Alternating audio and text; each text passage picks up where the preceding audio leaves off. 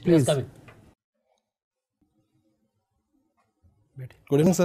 Good evening, बैठिए। Thank you sir. Rajeev Kumar Chaudhary, जी sir. कुछ बताइए अपने विषय में। सर मेरा नाम राजीव कुमार चौधरी है। मैं अलवर डिस्ट्रिक्ट राजस्थान से आया हूँ। मैंने अपनी graduation B honours history Ramdas college university of Delhi से करी है और करंट में मैं अपनी पोस्ट ग्रेजुएशन इग्नू से परस्यू कर रहा हूँ। 10th क्लास में मुझे जेनेसिस के तहत 10 दिनों के लिए जापान घूमने का मौका मिला था और मेरी हॉबीज़ डायरी राइटिंग और क्रिकेट खेलना है। सिविल सर्विसेज में आने की प्रेरणा कहाँ से मिली है आपको? सर मैं जब 3rd या 4th क्लास में था तो सर हमारे वहाँ पे अलवर के डीएम श्री तन्मय कुमार जी का सर एक दौरा हुआ था। उसमें सर जब गांव में आने के बाद में उनकी जो कार्यशैली थी, उनका जो काम करने का तरीका था या फिर जितना वक्त उन्होंने गांव में गुजारा उसके अंदर उन्होंने जो स्टेप्स लिए वो मेरे ऊपर एक छाप छोड़ गए। तो तब से मेरा एक ड्रीम रहा है कि मैं ऐसी सर्विस में जाके समाज और देश के लिए कुछ कर सकूं।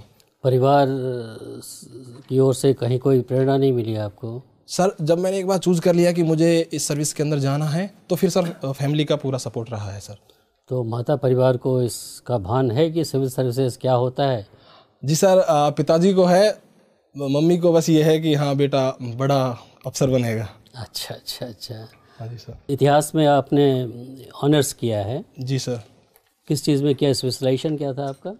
जी सर, हिस्ट्री जनरल थी सर। क्या पढ़ते थे उसमें आप लोग? सर जैसे फर्स्ट ईयर में एंशिएंट इंडिया थी सर, जो right from the beginning of human civilisation से लेके डाउनफॉल ऑफ गुप्ता एम्पायर तक थी सर, 600-700 AD तक। उसके बाद सेकेंड ईयर के अंदर मेडिवल पीरियड था सर, जो 700 AD से स्टार्ट होके downfall of the Mughal empire 18th century तक। उसके बाद सर थर्ड ईयर के अंदर पूरा मॉडर्न हिस्ट्री और वर्ल्ड हिस्ट्री सर ये पढ़ाई की थी। कहा जाता है कि Gupta empire was a golden age, Gupta age was a golden age. जी सर। आप सहमत हैं इस बात से? जी सर, किसी भी पीरियड को इस तरीके से कैटेगराइज करने में थोड़ी समस्या होती है, क्योंकि हर सोसाइटी में, हर समाज में कुछ पॉजिटिव्स होते हैं, कुछ नेगेटिव्स होते हैं सर। गुप्ता एम्पायर के अंदर अगर कला के क्षेत्र में, साहित्य के क्षेत्र में देखा जाए तो बहुत ही उम्दा कार्य हुए हैं जो अभी तक हमें प्रेरित कर रहे हैं, विश्व को प्रेरित कर रहे हैं। लेकिन सर कुछ ऐसे डायमेंशंस थे जैसे कास्टिज़म हो गया या फिर शूद्राज की जो स्थिति थी, महिलाओं की स्थिति सॉरी और डाउनफॉल हुई, तो वो ऐसे एरियाज़ हैं जो इस पीरियड को स्वर्णिम काल कहने में न्यायोचित नहीं हो सकता सर। अच्छा। आप 10 दिन की जापान यात्रा भी कर चुके हैं। जी सर। जापान का कौन सा चीज़ सबसे ज़्यादा प्रभावित किया आपको? Sir education. थोड़ा और बताएंगे इस पर? जी सर, हमें सर 2 दिन के लिए मोरियोकाचू हाई स्कूल करके है सर, वहाँ घूमने का मौका मिला था। तो वहाँ पे एक जो होलिस्टिक डेवलपमेंट जिसकी हम बात करते हैं कि स्टूडेंट्स को एक होलिस्टिक एजुकेशन प्रोवाइड की जाए, वो सारा हमें वहाँ पे सर कुछ देखने को मिला। जैसे कि क्लासेस रेगुलर होती थी, उसके साथ में वोकेशनल ट्रेनिंग स्टूडेंट्स को राइट फ्रॉम द बिगिनिंग दी जाती है। कार मेकिंग, वॉच मेकिंग, ये सारी वर्कशॉप्स वहाँ पे लगी हुई हैं। इसके अलावा स्पोर्ट्स का भी फैसिलिटी बहुत शानदार थी।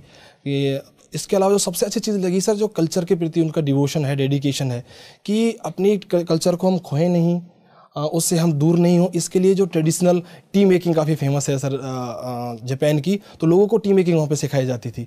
तो ये चीज़ें ऐसी लगी मुझे कि जापान के ह्यूमन कैपिटल में बहुत बड़ा रोल एजुकेशन प्ले करता है। जापानीज़ लैंग्वेज को कभी समझने की कोशिश की या कोई मौका मिला? हाँ जी सर। वहाँ पे गए थे तो कुछ शब्द हमें बोला गया था कि आप कोशिश कीजिए जिससे लोगों से थोड़ा इंटरेक्ट हो सकें। तो जैसे sir thank you very much को एरिगातो गोजाइमाशु बोलते हैं, हेलो को कोनिचिवा करके बोलते हैं। तो ऐसे कुछ शब्द हैं सर जो। अच्छा।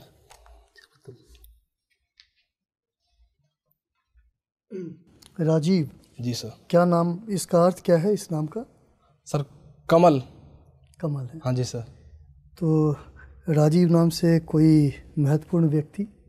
Sir former prime minister Rajiv Gandhi. बताइए उनके बारे में थोड़ा।